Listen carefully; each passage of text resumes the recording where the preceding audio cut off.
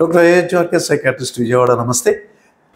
Dementia అంటే అది ఏ డెమెన్షియా అన్నా కానివ్వండి, మల్టీవాస్కులర్ డెమెన్షియా, లేకపోతే nutritional dementia, Parkinson dementia, Alzheimer's dementia, ఏ రకమైన డెమెన్షియాలో అయినా వాళ్ళ కుటుంబ సభ్యుల యొక్క పాత్ర అద్భుతంగా ఉండాలి.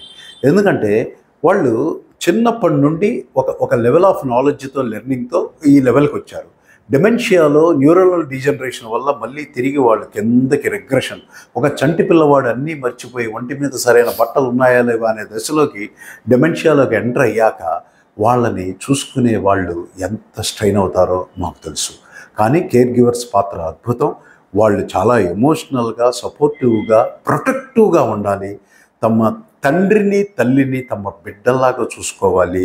వాళ్ళ జోబులో ఎప్పుడు కూడా వాళ్ళ పేరు, అడ్రస్ కార్డు ఉంచాలి. ఎమోషనల్ సపోర్ట్ ఇవ్వాలి. ప్రతిదీ మర్చిపోయిన ప్రతిదీ వాళ్ళకి గుర్తు చేసి అనునయ వాక్యాల ద్వారా సపోర్టివ్గా వాళ్ళకి చెప్పటం అనేది అవసరం. Thank you.